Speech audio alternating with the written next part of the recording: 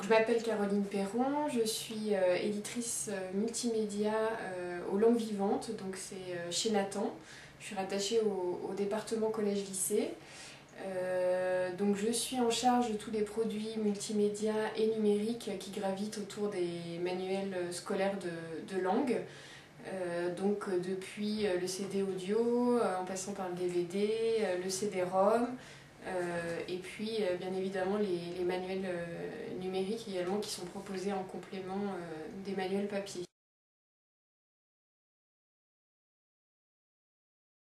Mon travail consiste à la fois dans la recherche de droits, lorsqu'on achète des ressources, soit à des radios étrangères, à des télévisions ou tout autre support. Donc d'abord, c'est aussi moi qui m'occupe des droits. Et puis ensuite, je m'occupe donc de la réalisation des produits. Donc pour les DVD en langue vivante, ce qu'on propose, c'est à la fois la vidéo en version originale, donc dans la langue cible, mais aussi une version sous-titrée. Donc avec les auteurs, on prépare le sous-titrage qu'on réalise ensuite donc avec un studio de montage pour caler le texte avec le son et l'image. Je m'occupe aussi, donc, si on reprend l'exemple des DVD, de l'ergonomie, c'est-à-dire une fois que je suis sur mon écran, comment je navigue pour accéder à telle vidéo, à la version originale ou à la version originale sous-titrée. Donc il y a tout ce travail-là qu'on appelle l'ergonomie.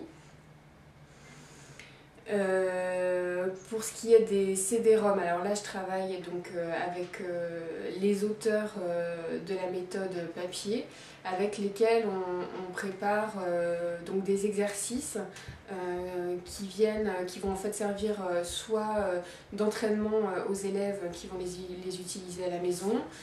Ça peut être aussi des exercices qui vont être réalisés en salle multimédia ou en labo de langue dans les établissements.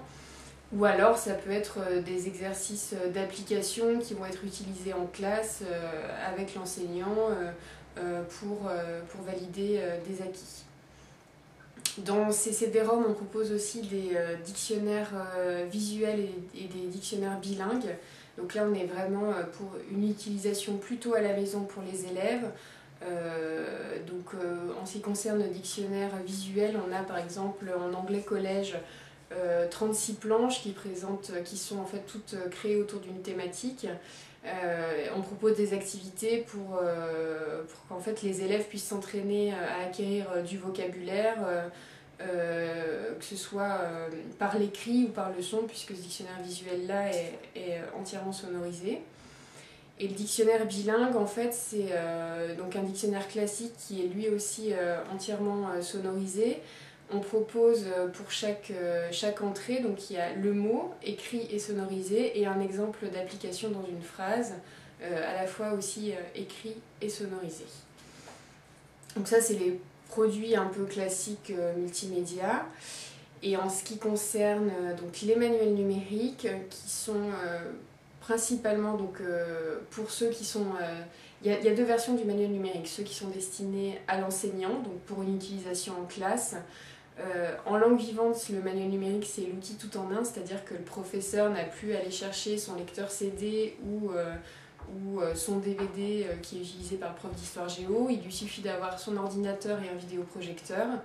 Et il a donc toutes les ressources sur un seul et même support. Donc il a donc des ressources audio, des ressources vidéo, des exercices interactifs. En collège, on est encore, en anglais, on a par exemple créé des karaokés autour des chansons qu'avaient créées les auteurs pour un apprentissage un peu plus ludique. Qu'est-ce qu'on propose par ailleurs? Des animations en lycée. On a par exemple proposé en espagnol des animations autour de tableaux de maître. Notamment, par exemple, donc il y a Guernica sur lequel on a beaucoup travaillé avec une animation qui explique les lignes de force, la composition du tableau.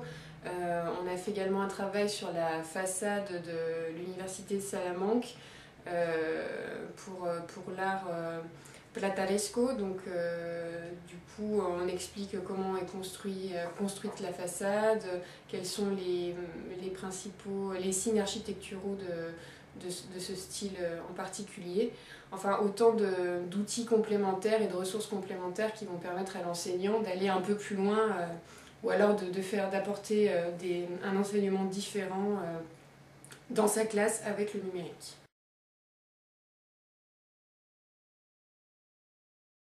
En ce qui concerne ma formation, moi à la base je suis hispaniste, donc j'ai un master de sciences humaines espagnoles que j'ai ensuite complété par un master dans l'édition multimédia que j'ai fait à Angers. Un master qui s'est étalé, c'était un master 2, donc qui s'est étalé sur un an avec quelques mois de cours sur place à Angers et ensuite un stage long. Que j'ai effectué en fait chez Bordas dans le département des langues vivantes puisque je voulais garder à la fois l'aspect culturel et puis linguistique de l'espagnol. Donc j'ai travaillé sur des ouvrages au départ un peu sur du papier, sur les cahiers d'activité notamment d'anglais et d'espagnol et puis ensuite assez rapidement sur les sites compagnons. Donc ce sont les sites qui sont dédiés aux collections et sur lesquels on propose soit des ressources complémentaires, soit des ressources online qui sont autrement disponibles en version papier. Donc je me suis occupée un peu de la construction de ce site-là, des ressources complémentaires. Et donc c'est ce premier stage qui a duré 9 mois qui m'a permis ensuite d'évoluer vers une casquette vraiment multimédia cette fois-ci, puisqu'ensuite je suis partie en fait chez Didier, qui est une maison spécialisée dans les langues, et chez qui j'ai réalisé un CD-ROM d'espagnol, dans lequel on proposait beaucoup d'exercices, que ce soit de la pratique de la langue, donc des exercices de grammaire, de vocabulaire, mais aussi des exercices de compréhension de l'oral avec des fichiers sons authentiques, donc de radio par exemple, et puis des vidéos qui avaient été spécialement conçues pour la méthode. Voilà. Ce qui m'a, et donc après cette première expérience chez Didier, je suis arrivée chez Nathan, donc à ce poste-ci pour prendre en charge en fait la production multimédia des langues chez Nathan.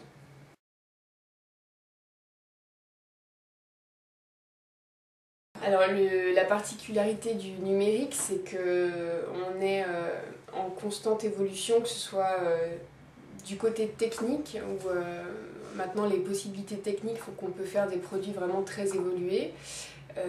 Donc il faut être curieux en fait de ces évolutions-là. Après, là, on est dans un secteur qui est donc celui du scolaire, donc on s'adresse à un public qui est celui des enseignants. Il faut donc aussi être à l'écoute de ces attentes, savoir ce dont ont besoin les enseignants, ce qu'ils attendent. Les enseignants s'adressent eux-mêmes à un public d'élèves, donc savoir ce qui pourrait aider les élèves à construire leur parcours d'apprentissage. Donc c'est aussi un métier d'écoute. Et puis les qualités, c'est aussi la débrouillardise, c'est-à-dire que parfois quand on est confronté à un problème qui soit technique ou de contenu, il faut savoir le contourner et puis essayer de proposer quelque chose qui pourrait convenir tout en contournant ce problème-là. La curiosité et puis la rigueur aussi, parce que c'est aussi un métier dans lequel on fait beaucoup de tests, donc pour vérifier que le produit fonctionne bien, qu'il fonctionne sur Mac, sur PC, que toutes les ressources se déclenchent bien, que la navigation est simple, facile, qu'un utilisateur qui n'aurait jamais ouvert le produit pourrait s'y retrouver facilement. Voilà, donc curiosité principalement, débrouillardise et puis aussi vraiment être à l'écoute des attentes parce que parfois les possibilités techniques pourraient nous faire prendre en tout cas une direction qui serait plus élaborée que ce qu'attendent in fine les utilisateurs des produits.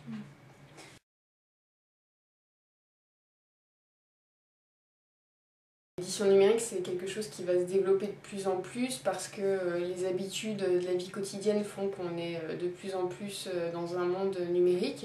Donc les éditeurs vont aussi dans ce sens-là, que ce soit dans le scolaire via les manuels numériques, mais aussi ça peut être par exemple dans la littérature avec le développement des e-books, des livres en format numérique. Et puis le numérique, au-delà de l'édition, c'est aussi un système, enfin en tout cas un secteur qui est très porteur, que ce soit dans le domaine de la publicité, dans le domaine du marketing, de la promotion. Le numérique vraiment en tout cas est partout. Donc c'est effectivement un secteur porteur et toutes les formations qui sont liées au numérique, alors avec leurs particularités selon les secteurs professionnels dans lesquels on travaille, mais en tout cas sont vraiment des secteurs qui sont ouverts et à mon avis qui vont être porteurs dans l'avenir.